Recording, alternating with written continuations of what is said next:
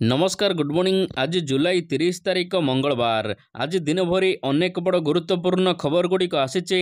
तेबे आसंतु आज सकाळ आसीथिबा 25 टी बड़ खबर उपर नजर पकाइबा। प्रथम खबर, नाबालकंकु गाड़ी चलाइबाकु देले बंधा हेबे पिलामानकर अभिभावक। आज एसटीए पक्षर 2 दिनिया सप्ताह गाड़ी एवं यार चालकंकु कोचिंग कराजिबो। विशेषकर नाबालकंकु गाड़ी ड्राइविंग रोकिबाकु एभली पदक्षेप ग्रहण करिसंती राज्य सरकार। ए नहीं आज जोरदार धरपकड़ एवं चेकिंग कराजिबो। रास्तार गाड़ी चलाउथिबा अवस्था जदि कौनसी नाबालक धरा पड़ते ताहले गाड़ी को अटक रखाजिबो एवं अभिभावक मानक नारे एफआईआर रुजु कराजिबो। सेहिपरि एसटीए रो एही नियम को कड़ाकड़ी भावरे विभागीय अधिकारी माने पालन करिवे। एहाकु नै राज्यर विभिन्न स्थान रे चेकिंग कड़ाकड़ी आरंभ करा जायछि। रास्तार गाड़ी अटकाइबो एसटीए कर्मचारी माने। परवर्ती खबर, ओडिशा रे आलू 40-50 टंका। सीमा डेइले अधा दर रे मिलुछि आलू। हेले ओडिशा रे आलू किणिबाकु डर लागुछि। किछि दिन धरि आलू पई ओडिशा एवं पश्चिम बंग मध्य रे द्वंद्व लागि रहिछि। ओडिशा को आसुथिबा 800 रु ऊर्ध्व आलू ट्रक पश्चिम बंग सीमारु पुणी थरे चेकपोस्ट रु फेरी जाइछि। तेबे ओडिशा बाहरे अर्थात पश्चिम बंग रे आलू मात्र 27 टंका बिक्री हेउछि। किंतु ओडिशा रे एही आलू केजी पिछा 50 रु 60 टंका बिक्री हेउछि। सीमांत अंचल रे 50 रु 60 टंका आलू मिलुथिबारु गाँ डेई गले मात्र 25 रु 30 टंका भितरे आलू पाउचंती लोक माने। पश्चिम बंग रे आलू क्विंटाल 2000 टंका थिबा बेले ओडिशा रे 4000 टंका आलू क्विंटाल। सेपटे आलूर मूल्य रे अचानक वृद्धि को नहीं जोगाण मंत्री मूल्य नियंत्रण करबाकू चेष्टा करुचंती। चढ़ा मूल्य रे आलू बिकिले कार्यानुष्ठान ग्रहण कराजिबो बोली मध्य चेतावनी दिया जाइछि। परवर्ती खबर, विधानसभा रे सरकार को घेरिले नवीन पट्टनायक। गत 25 तारिख रे गृह रे बजेट उपस्थापन करथिले मुख्यमंत्री मोहन चरण माझी, जेउथिरे 2,65,000 कोटी टंका व्यय बराद करा जायथिला। आज एही प्रसंग रे गृह रे आलोचना करी बीजेपी सरकार को घेरिचंती पूर्वतन मुख्यमंत्री तथा विरोधी दल नेता नवीन पट्टनायक। कटाक्ष करी कहिचंती एथर बजेट गेम चेंजर नुहे, एथर बजेट नेम चेंजर बजेट। प्रथम थर पई विरोधी दल आसन रे बसिथिबा नवीन पट्टनायक विधानसभा रे बजेट आलोचना रे भाग नै मोहन सरकार को घेरिचंती। कटाक्ष करी कहिचंती गेम चेंजर नुहे, नेम चेंजर बजेट। 80% रु अधिक बीजेडी सरकार योजना को आपणाइचंती नुआ सरकार। परवर्ती खबर, पूर्वतन सरकार को मोहन टार्गेट। पूर्व बीजेडी सरकार को टार्गेट करिचंती मुख्यमंत्री मोहन चरण माझी। कहिले गोटे वर्ष रे बीजेडी सरकार आनिथिला 140 टी योजना। बिना बजेट व्यय बराद रे आरंभ होइथिला एही सब योजना।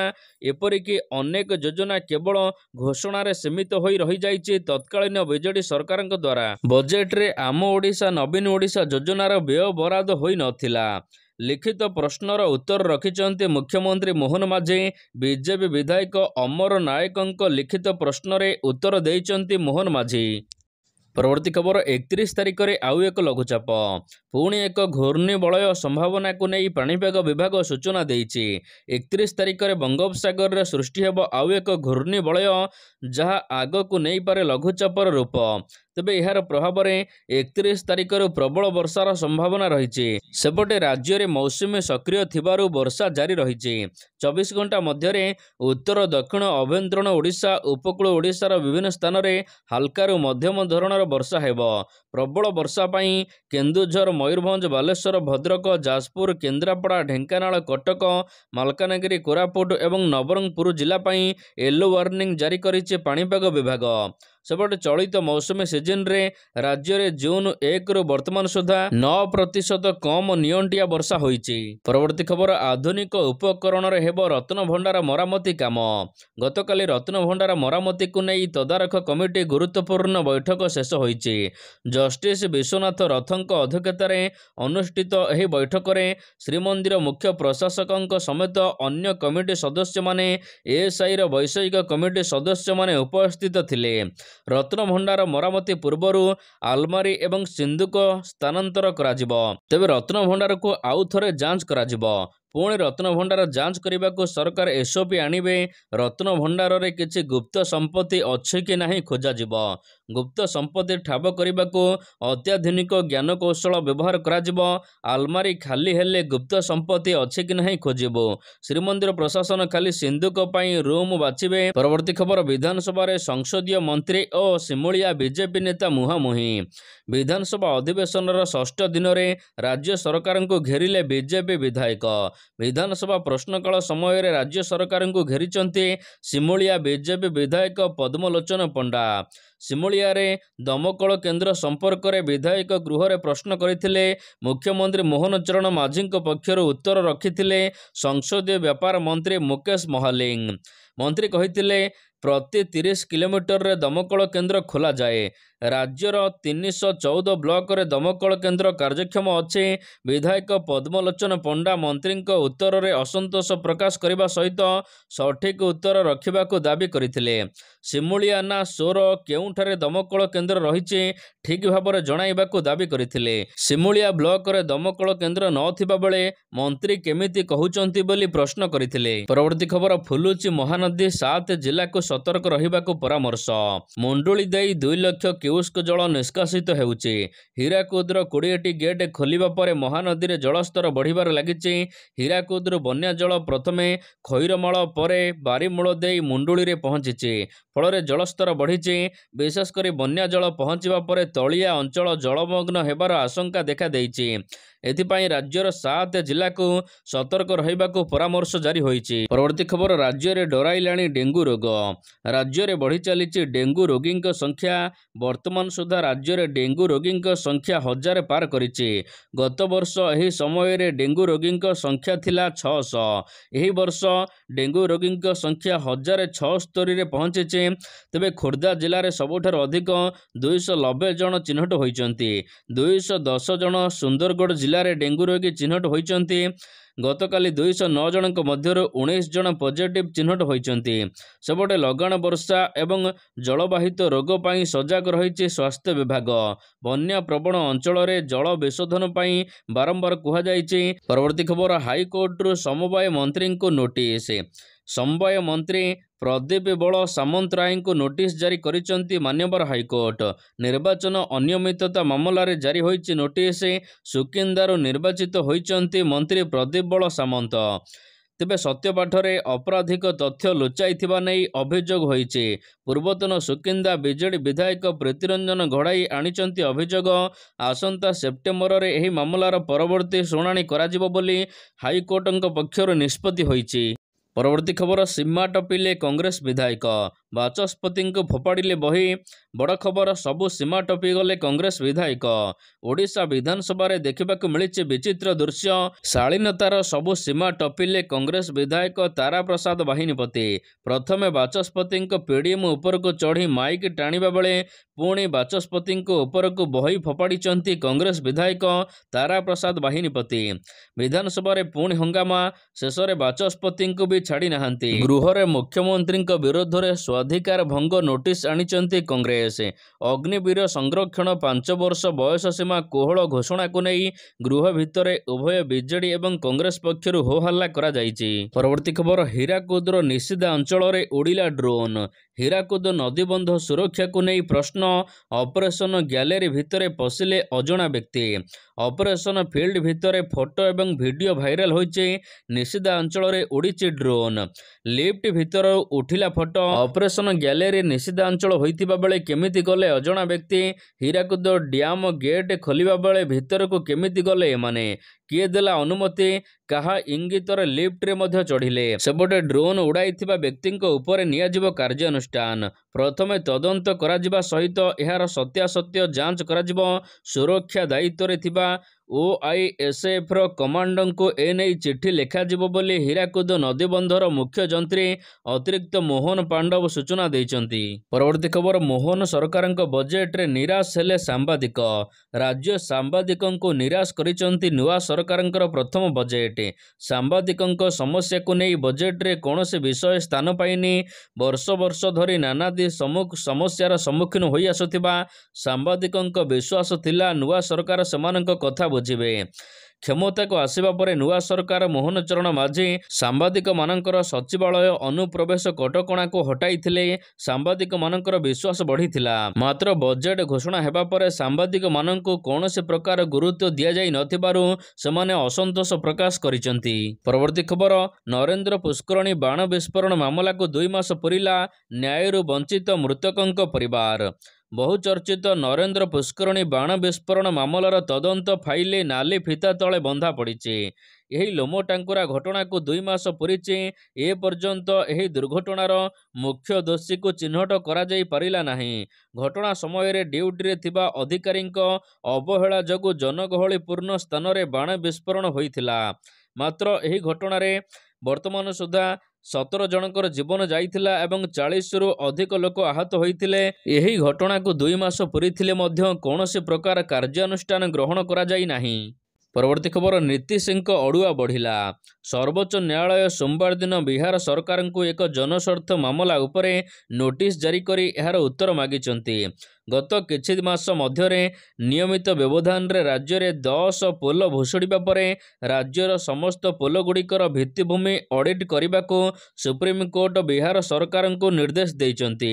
ବିହାରରେ ଲଗାତାର ପୋଲ ଭୁଷୁଡ଼ିବା ମାମଲାରେ ତଦନ୍ତ କରିବାକୁ ସୁପ୍ରିମକୋର୍ଟର ଜଣେ ଆଇନଜୀବୀ ଏକ ଜନସ୍ୱାର୍ଥ ମାମଲା ଦାଖଲ କରିଥିଲେ। ପରବର୍ତ୍ତୀ ଖବର, 5 ବର୍ଷରେ 3 କୋଟି ପ୍ରଧାନମନ୍ତ୍ରୀ ଆବାସ ଯୋଜନା ଘର ଦେବେ ମୋଦି ସରକାର। ତୃତୀୟ ଥର ପାଇଁ ପ୍ରଧାନମନ୍ତ୍ରୀ କାର୍ଯ୍ୟଭାର ଗ୍ରହଣ କରିବା ପରେ ପିଏମ୍ ଆବାସ ଯୋଜନାକୁ ଆବଣ୍ଟନକୁ ନେଇ ବଡ଼ ଘୋଷଣା କରିଥିଲେ ପ୍ରଧାନମନ୍ତ୍ରୀ। ଚଳିତ ଆର୍ଥିକ ବର୍ଷରେ ପ୍ରଧାନମନ୍ତ୍ରୀ ଆବାସ ଯୋଜନା ପାଇଁ ବ୍ୟୟ ବରାଦ କରାଯାଇଛି। ଆଗାମୀ 5 ବର୍ଷ ମଧ୍ୟରେ 3 କୋଟି ପିଏମ୍ ଆବାସ ଯୋଜନା ଘର ଯୋଗାଇବେ କେନ୍ଦ୍ର ସରକାର। ଯୋଗ୍ୟ ହିତାଧିକାରୀମାନେ ଏହି ଯୋଜନାର ଲାଭ ଉଠାଇ ପାରିବେ। ଗତ ବଜେଟ୍ରେ ପ୍ରଧାନମନ୍ତ୍ରୀ ଆବାସ ଯୋଜନା ପାଇଁ ସ୍ୱତନ୍ତ୍ର ଆର୍ଥିକ ପ୍ୟାକେଜ ଘୋଷଣା କରିଛନ୍ତି ଅର୍ଥମନ୍ତ୍ରୀ ନିର୍ମଳା ସୀତାରମଣ। ଆଗାମୀ 5 ବର୍ଷ ମଧ୍ୟରେ ମୋଟ 10 ଲକ୍ଷ କୋଟି ଟଙ୍କା ପ୍ରଧାନମନ୍ତ୍ରୀ ଆବାସ ଯୋଜନାରେ ଖର୍ଚ୍ଚ କରିବାକୁ ଯୋଜନା କରିଛନ୍ତି କେନ୍ଦ୍ର ସରକାର। ପରବର୍ତ୍ତୀ ଖବର, ଅଧା ହୋଇ ରହିଛି ରାମ ମନ୍ଦିର କାମ। ଉତ୍ତରପ୍ରଦେଶର ଅଯୋଧ୍ୟାରେ ନିର୍ମାଣ ହେଉଥିବା ରାମ ମନ୍ଦିର ନିର୍ମାଣରେ ବାଧା ଉପୁଜିଛି। ଗତ 3 ମାସ ହେଲା ରାମ ମନ୍ଦିର ନିର୍ମାଣ କାମ ଧିମେଇ ଯାଇଛି। ଏହାଛଡ଼ା ମନ୍ଦିର ନିର୍ମାଣ କାମ ବାକି ରହିଛି। ତେବେ ରାମ ମନ୍ଦିର ନିର୍ମାଣ କରୁଥିବା କାରିଗରଙ୍କ ଯୋଗୁଁ ମନ୍ଦିର କାମ ଏବେ ଅଟକି ରହିଥିବା ଜଣାପଡ଼ିଛି। କାରିଗରମାନେ ନିଜ ନିଜ ଘରକୁ ଫେରିଯିବା ବେଳେ ଦ୍ୱିତୀୟବାର ରାମ ମନ୍ଦିର ନିର୍ମାଣ କାମକୁ ଆଉ ଫେରିବାକୁ ଆଗ୍ରହ ଦେଖାଉନାହାନ୍ତି। କାରିଗରମାନେ ଠିକା ନେଇଥିବା କମ୍ପାନୀର କଥା ଶୁଣୁନାହାନ୍ତି। ତେଣୁ ରାମ ମନ୍ଦିର ନିର୍ମାଣ କାମ ସମ୍ପୂର୍ଣ୍ଣ କରିବାକୁ ଯେଉଁ ତିଥି ଧାର୍ଯ୍ୟ ହୋଇଥିଲା ସେହି ତିଥି ସୁଦ୍ଧା ନିର୍ମାଣ ସରିବାକୁ ନେଇ ଅନିଶ୍ଚିତତା ଦେଖାଦେଇଛି। ପରବର୍ତ୍ତୀ ଖବର, ଖୁବ୍ ଶୀଘ୍ର ଗଡ଼ିବ ବନ୍ଦେ ଭାରତ ସ୍ଲିପର ଟ୍ରେନ୍। ଆସନ୍ତା ମାସରେ ଭାରତରେ ଲଞ୍ଚ ହେବାକୁ ଯାଉଛି Vande Bharat semi high speed slipper version. ବେଙ୍ଗାଲୁରୁରେ ଏହି ଟ୍ରେନ୍ ଏବେ ନିର୍ମାଣ ଚାଲିଛି। ଏକ ରିପୋର୍ଟ ଅନୁସାରେ ସେପ୍ଟେମ୍ବର ସୁଦ୍ଧା ବନ୍ଦେ ଭାରତ ସ୍ଲିପର ଟ୍ରେନ୍ର 9ଟି ସ୍ଲିପର କୋଚ୍ ପ୍ରସ୍ତୁତ ହୋଇଯିବ। ଏହାପରେ ପ୍ରତି ମାସରେ ଅତି କମରେ 2ଟି ଲେଖାଏଁ ସ୍ଲିପର କୋଚ୍ ଯୋଡ଼ା ହେବ। ବର୍ତ୍ତମାନ ପର୍ଯ୍ୟନ୍ତ ଟ୍ରାକ୍ରେ କେବଳ ବନ୍ଦେ ଭାରତ ଟ୍ରେନ୍ ଚାଲିଥିବା ବେଳେ ଆଗାମୀ 4 ବର୍ଷ ମଧ୍ୟରେ ଦେଶର ସମସ୍ତ ପ୍ରମୁଖ ମାର୍ଗରେ ବନ୍ଦେ ଭାରତର ସ୍ଲିପର ଭର୍ଜନ ଟ୍ରେନ୍ ଚାଲିବାକୁ ଯୋଜନା ରଖିଛନ୍ତି କେନ୍ଦ୍ର ସରକାର। ପରବର୍ତ୍ତୀ ଖବର, ଅଗଷ୍ଟ 1ରୁ ଅନେକ ପରିବର୍ତ୍ତନ ହେବ। ଦେଶରେ ପ୍ରତ୍ୟେକ ମାସ ପହିଲାରେ ଅନେକ ପରିବର୍ତ୍ତନ ହୋଇଥାଏ। ଅର୍ଥାତ୍ ଅଗଷ୍ଟ 1 ତାରିଖରୁ ପୁଣି ଥରେ ଅନେକ ପରିବର୍ତ୍ତନ ହେବାକୁ ଯାଉଛି ଦେଶରେ। ତେବେ ଏଲ୍ପିଜି ଦର ପ୍ରଥମେ ତ ପରିବର୍ତ୍ତନ ହେବ, କାରଣ ପ୍ରତ୍ୟେକ ମାସରେ ଏଲ୍ପିଜିର ନୂଆ ଦର ଆସିଥାଏ। ଅଗଷ୍ଟ 1 ତାରିଖ ସକାଳ 6ଟାରେ ଏଲ୍ପିଜି ଦର ପରିବର୍ତ୍ତନ ହେବ। ଏହା ସହିତ HDFC କ୍ରେଡିଟ୍ କାର୍ଡ ବ୍ୟବହାର କରୁଥିଲେ ବିଲ୍ ପୈଠ ପାଇଁ ତୃତୀୟ ପାର୍ଟି ଆପ୍ରେ ଯଦି ଆପଣ ପେମେଣ୍ଟ କରୁଛନ୍ତି, ଯାହାଦ୍ୱାରା ଟଙ୍କା ନେଣଦେଣ ଉପରେ 1% ଅତିରିକ୍ତ ଶୁଳ୍କ ପଡ଼ିବ। ଏହା ସହିତ ପ୍ରତି ନେଣଦେଣରେ ଅତି କମ୍ 3000 ଟଙ୍କା ସ୍ଥିର କରାଯାଇଛି। ଅଗଷ୍ଟ ମାସରେ 13 ଦିନ ପର୍ଯ୍ୟନ୍ତ ବ୍ୟାଙ୍କ କାମ ବନ୍ଦ ରହିବ। 13 ଦିନ ପର୍ଯ୍ୟନ୍ତ ବିଭିନ୍ନ ଛୁଟି ଯଥା ରାକ୍ଷୀବନ୍ଧନ, ଜନ୍ମାଷ୍ଟମୀ, ସ୍ୱାଧୀନତା ଦିବସ ଏହିପରି ଟୋଟାଲ 13 ଛୁଟି ରହୁଛି। ପରବର୍ତ୍ତୀ ଖବର, ଆଜି ମହାକାଶରେ ମହାଜାଗତିକ ଦୃଶ୍ୟ ହେବ ଉଲ୍କା ବର୍ଷା। ମହାକାଶ ଗବେଷଣାରେ ନିୟୋଜିତ ଥିବା ବ୍ୟକ୍ତିମାନଙ୍କ ପାଇଁ ଖୁସି ଖବର। ଜୁଲାଇ 30 ତାରିଖରେ ଆଜି ଏକ ଅଦ୍ଭୁତ ଘଟଣା ଦେଖିବାକୁ ମିଳିବ। ଆକାଶରେ ଆଜି ଉଲ୍କା ବର୍ଷା ହେବ। ଦୁଇଟି ଉଲ୍କା ପିଣ୍ଡ ଏକାଠି ହୋଇ ଏଭଳି ସ୍ଥିତି ସୃଷ୍ଟି କରିବେ। ଆଜି ରାତିରେ ଆପଣ ଏହାକୁ ସହଜରେ ଦେଖିପାରିବେ।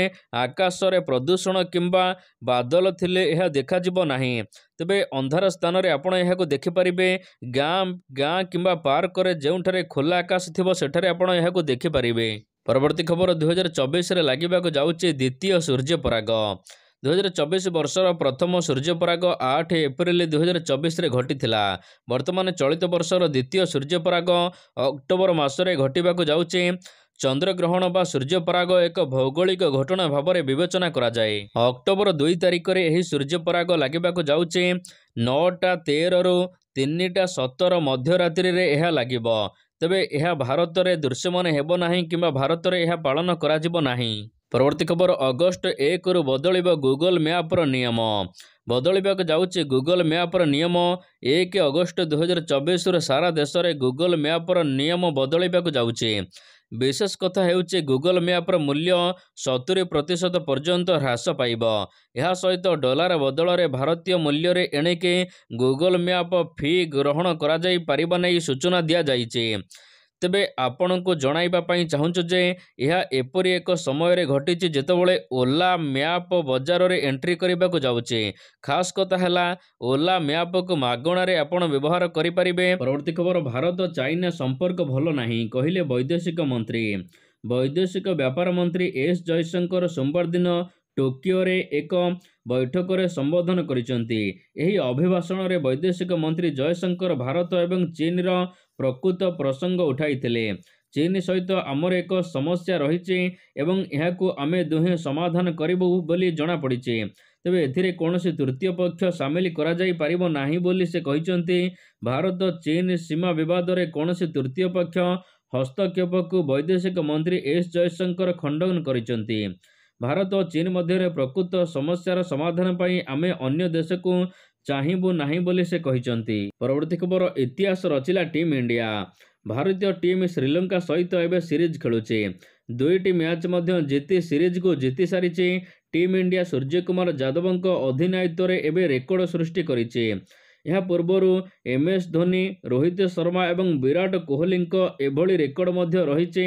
ତେବେ 77 ସଂଖ୍ୟା ସହିତ ଏକ ରେକର୍ଡର ମଧ୍ୟ ବିଶେଷ ସମ୍ପର୍କ ରହିଛି।